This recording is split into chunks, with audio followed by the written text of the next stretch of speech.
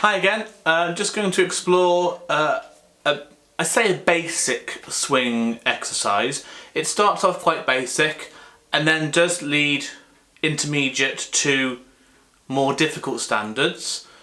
Hopefully you can get through the majority of this, but there is a standard for everybody. So first of all, we're just going to look at the basic swing rhythm, which is this.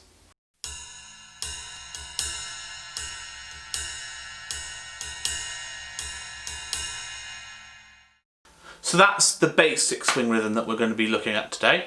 To start off with, there will be no feet involved. This will just be concentrated on our hands, but I will be adding feet in near the end of the video. So the first thing we're going to look at doing is adding some simple crotchet notes or quarter notes along with that. This is how it goes.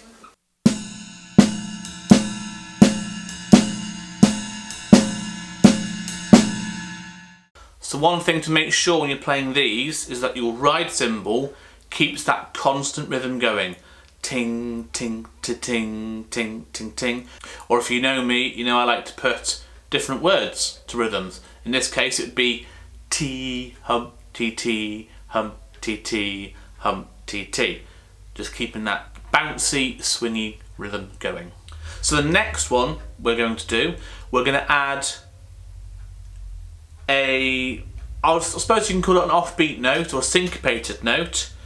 Remember, because this is a swingy rhythm, it's not quite going to be da and da and da on the offbeat. It's going to be in a triplet beat. If you don't know what a triplet is, don't panic too much. Once you hear me playing it, hopefully it'll make some sense. So this is the next line we're going to look at.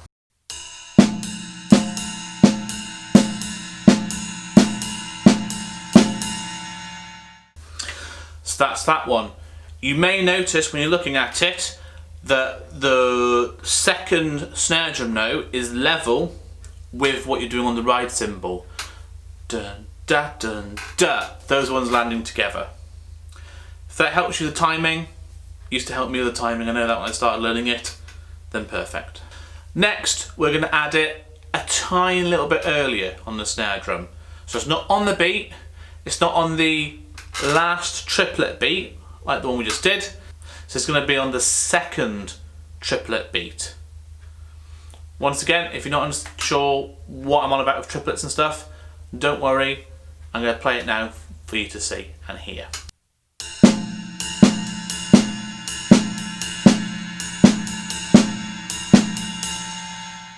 So once again, hopefully this is a good guide for you. The snare drum note is landing in between the two rides. Da, da, ga, da, da, da, ga, da, da. So you're getting it in the gap. Once again, that helped me when I started learning this in terms of timing. Hopefully it will help you too.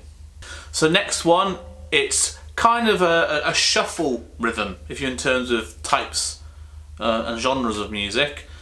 So this one, we're actually going to be playing more notes on the snare drum now. With this one, you need to make sure you concentrate on that muscle memory or that repetition with the ride cymbal and make sure it doesn't match what the snare drum's doing, because your body will automatically try and copy it. Anyway, let's have a watch.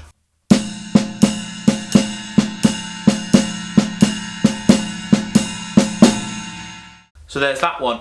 As you can see and hear from before, there's one bit where both your hands, snare drum and ride cymbal, are playing identically. And I say to be careful that your ride cymbal doesn't match that on the one where they're not meant to be playing together.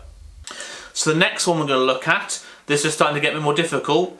We're looking more into the intermediate levels now. This one, we're taking the last two triplet notes and playing on them. So not playing on the beat, we're playing on the next two in the triplet beat. Once again, if you're not sure what I mean by triplets, don't panic, you'll see right now.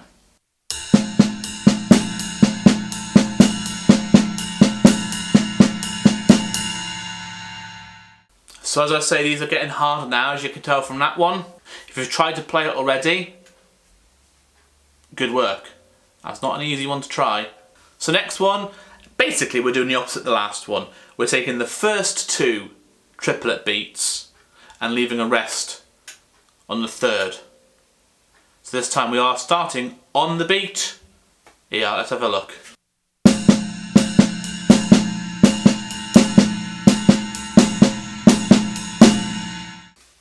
So these last 2, they're kind of my favourite. So we have, obviously on the ride cymbal, playing exactly the same rhythms we've been playing all the way through, but we're now doing slow triplets. The first one, starting on the beat. The second one, we're starting off the beat, which sounds crazy, but honestly, I think these sound absolutely amazing. So here's the first one.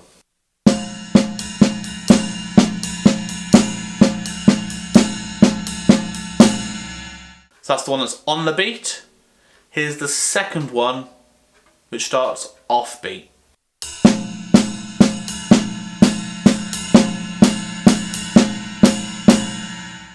So that's all the lines of this little exercise that I've been doing.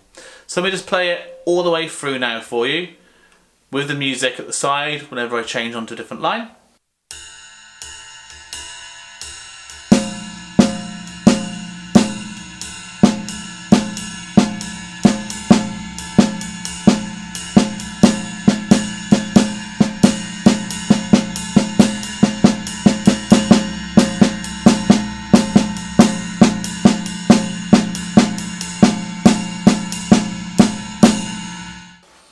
So there you go, that's the basic idea, so to speak.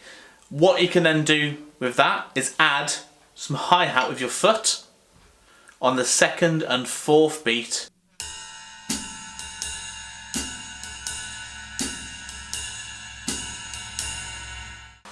So once you've mastered doing this swing exercise with just your hands, go for it all again with your hi-hat on the second and fourth beat.